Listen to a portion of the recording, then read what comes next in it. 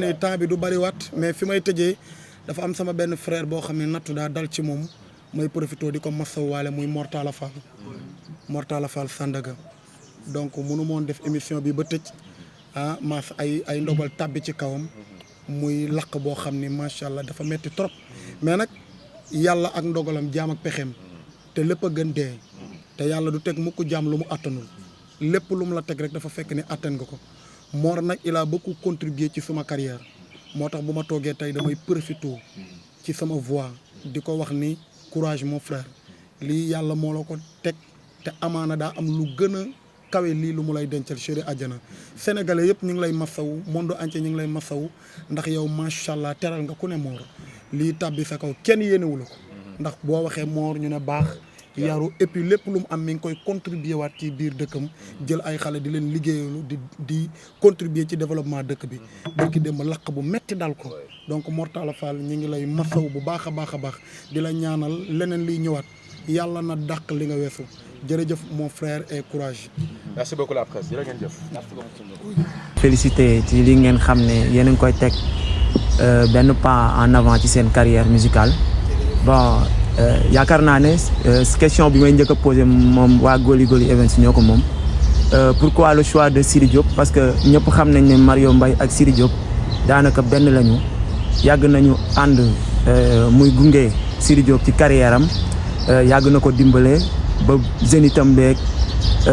difficulté yu Sidy Diop di rencontré ci musique bi yëpp Mario Mbaye bokk na ci ñi nga xam ne dañ ko doon épaulé ñu gis ne kat que c'est une première Goli Goli Events ba mu ubbee mu décroché Sidy Diop dafa mel ni dafa delloo buum ca mboy ja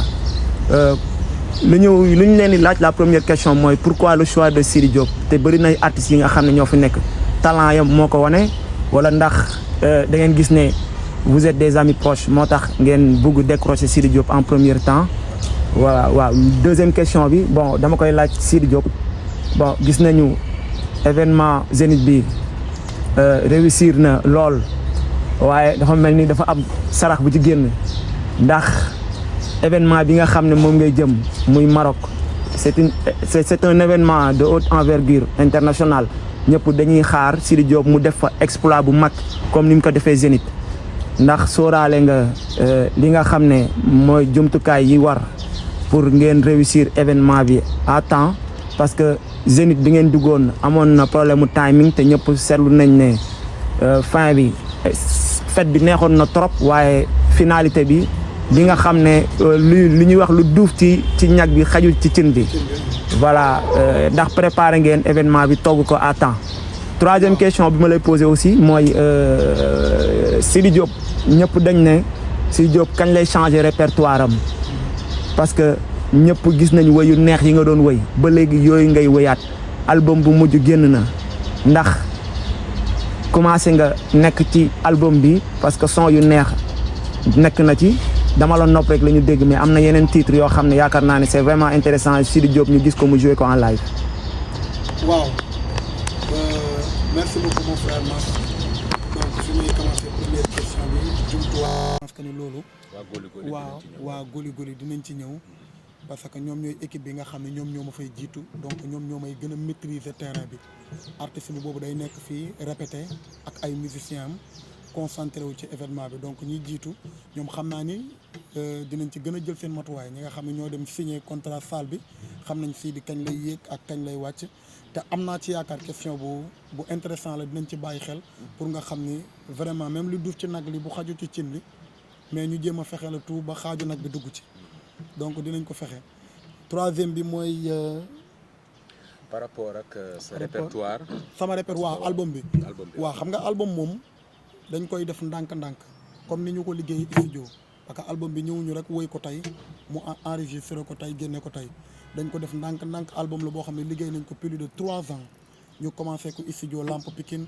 Bakane Seck Nord Ouest Foire doog a teeree si ses liggéey nañ ko 3 ans depuis 2021 donc pour ñu live ko aussi doo ñëw rek doo ñëw rek teel la nga bëgg ko forcer nit ñi da ngay def ndànk-ndànk boo seetloo au fur et à mesure ñu dem ñi ngi cons album bi morceau bu ci mel ni Feeling Pack dafa génn nit ñi bëgg ko morceau bu mel ni Dama la nopp yaa ngi ñëw soirée gis nga ni nit ñi niñ ko adopté bëgg ko clip bi ñëw macha allah morceau bu mel ni ki nga xam ne moom la ñu tuddee bis bi muy Yaagore bi ma woy Aziz Samb boo seetloo jamono ji tamit mi ngi jël benn envergure ci Baaramundi ak morceau Vénus Ndour moo koy félicité waale ñëw na ba Baaramundi ma joué ko donc bari na nag yeneen morceau yoo xam ne maa ngi leen war a live mais au fur et à mesure ñuy dem ma koy gën a jox public bi ñuy def ndànk-ndànk ba keroog ñuy gën a miin album bi incha allah.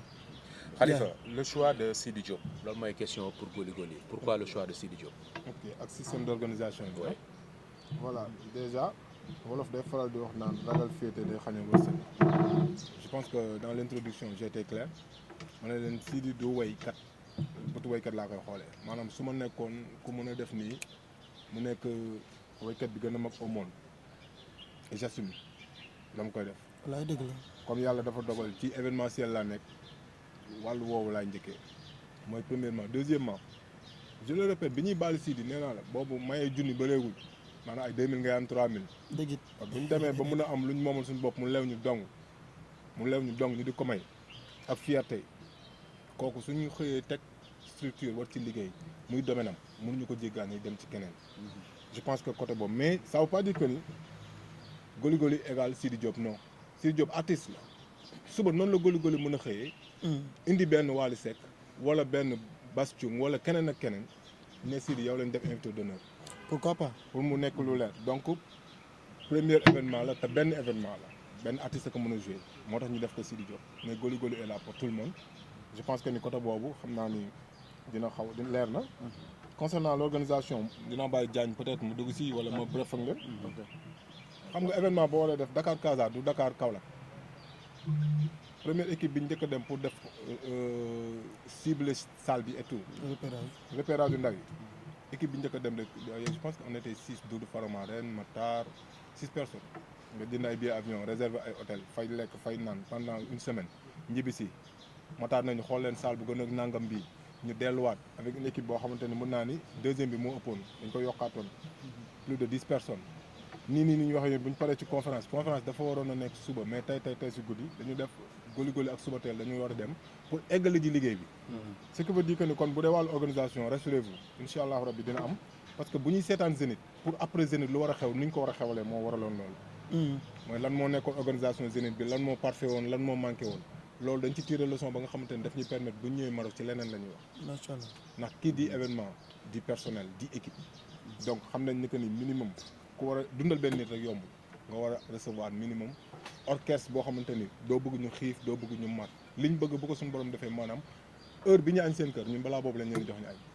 heure bi ñu war a balancer d'habitude ñun balaa boobu na fekk ñu balance artiste bi bu dee da daan fanaan ci 3 étoiles bu ñëwee bëgg nañu nekk ci 5 étoiles donc je pense que ni fii laa ko waxee ci conférence de presse et li ma tax xam yàggul vous verrez que ni côté organisation yàlla rek moo naan day am mu am na waaye lépp luy disposition bi ñu waroon a jël en tant que organisateur incha allah ñu ngi ci te jeexalaguñ fi léegi le 23 jotul pour ñun defaraat weesoogul. macha allah donc je pense que ni question yi damay bàyyi Diagne également comme tout le temps. bon ci côté timing bi mu posé léegi comme repères yi mu souligné ci Zénith bi bon souvent